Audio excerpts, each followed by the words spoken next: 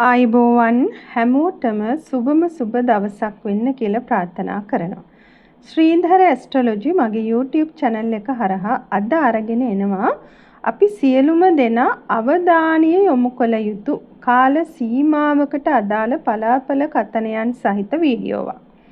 ඉතින් මේ සාමාන්‍යයෙන් ඇසූ පමණින් සිතට බියක් යම් චකිතයක් ඇති කරන ග්‍රහ ස්වභාවයක්නේ ශනි ග්‍රහතුමාට තියෙන්නේ.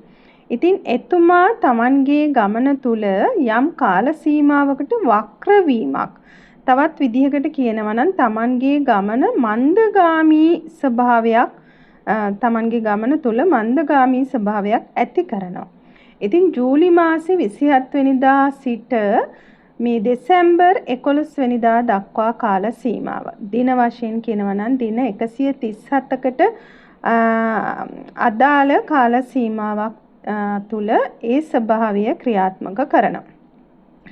සාමාන්‍යයෙන් සුභයයි සම්මත ග්‍රහයෙකුගේ වක්‍රය සුභයි. අසුභයයි සම්මත ග්‍රහයෙකුගේ වක්‍රය අසුභයි වශයෙන් ජ්‍යොතිෂය තුල ඉතා පැහැදිලිව පෙන්වා දී තියෙනවා. එසේනම් මේ ශනි ග්‍රහතුමාගේ වක්‍ර වීම මන්දගාමී ස්වභාවය දෙස අපි වැඩි අවධානයකින් බැලිය යුතුම වෙනවා. ඉතින් බලමු ඔබේ ලග්නයට අනුව ඒ පිළිබඳ අවධානය යොමු කළ යුත්තේ කෙසේද කියන කාරණය. ඊට පෙර හැමදාමත් වගේ මතක් කරනවා ඒ තමයි ශ්‍රීධර ඇස්ට්‍රොලොජි. මගේ YouTube channel එක තාමත් ඔබ subscribe නොකළ කෙනෙක් නම් channel එක like කරන්න, subscribe කරන්න, දිගින් දිගටම මාත් සමග රැඳී සිටින්න.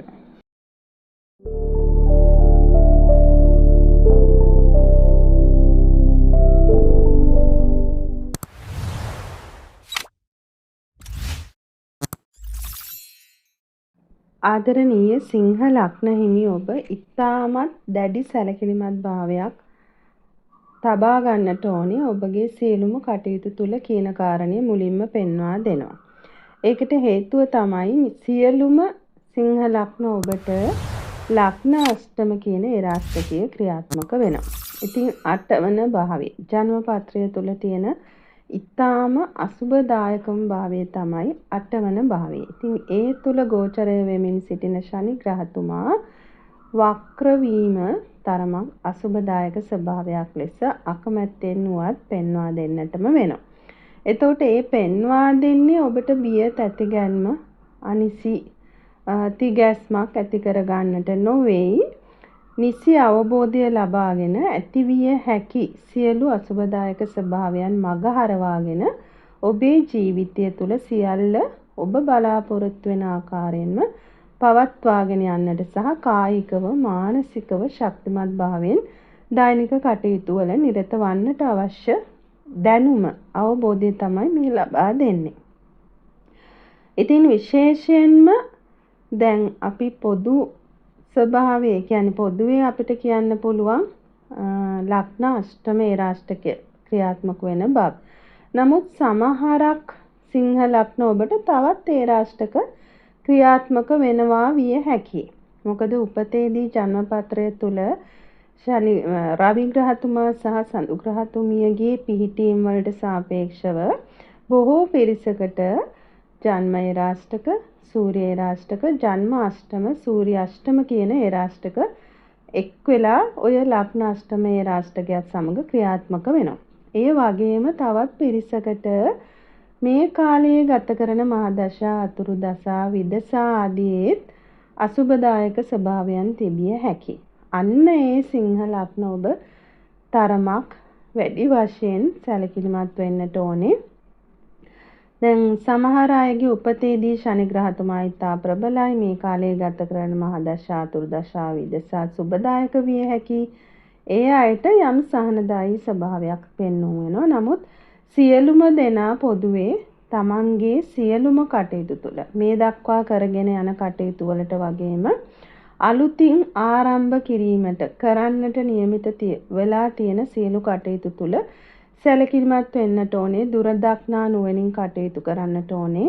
ස්ථානෝචිත ප්‍රඥාවෙන් යුතුව තීන්දුව తీරන ගන්නටම ඕනේ. ඒ වගේම ආවේගය පාලනය කර ගන්නට ඕනේ. නිශ්ශබ්දතාවය රඳවා ගත යුතු සෑම තැනකම ඊටාම නිහතමානීව නිශ්ශබ්ද වෙන්නට, නිහඬ වෙන්නට වග බලා ගන්නට ඕනේ. ඒ පුද්ගල ස්වභාවය හොඳින් හඳුනාගෙන ඒ ස්ථානයට අනුගත වෙමින් Tamanගේ කතාව ක්‍රියාව පවත්වා ගන්නටම අවශ්‍ය කාල සීමාවක්.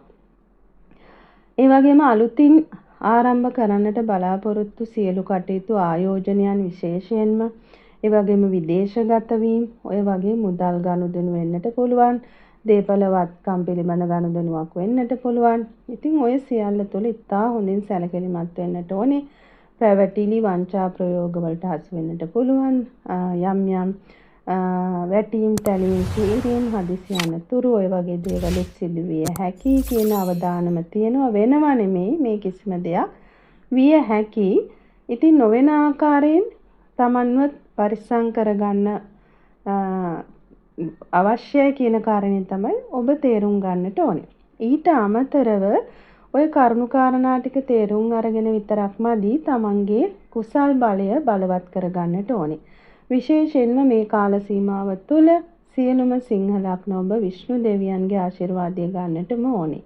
ඒ නිසා Tamanගේ ආගමට දාමට අනුගතව වතාවත් වන්දනා පින් කටයුතු සිදු කරමින් ඒ සියලු පින් ශ්‍රී විෂ්ණු දෙවිඳුන්ට අනුමෝදන් කරලා ඒ රැකවරණය ශක්තිමත් කරගන්නටම අවශ්‍ය කාල සීමාවක්. ඊට අමතරව දුකටපත් වෙලා ඉන්න අයගේ දුකට පිහිටවීම, අභය දාන පින්කම්, ඔය වගේ දෛනිකව තමන්ගේ පින බලවත් කරගෙන යන තරමටම හැමෝටම ඉතාමත් සුරක්ෂිතභාවය ඇති කරගෙන මේ කාල සීමාව කිසිදු අයහපතක් නැතුව ගෙවා ගන්නට හැකි වෙනවා. ඉතින් ওই කරුණු කාරණා තමයි කියන්නට තියෙන්නේ. සියලුම දේශීය වශයෙන් වගේම විදේශගත වෙලා විවිධ රටවල ජීවත් වෙන සියලුම සිංහ ලග්නයට මේ කරුණු කාරණා අදාළයි. එහෙමනම් සියලුම දෙනාට තෙරුවන් සරණයි. ජයෙන් ජයම වේවා.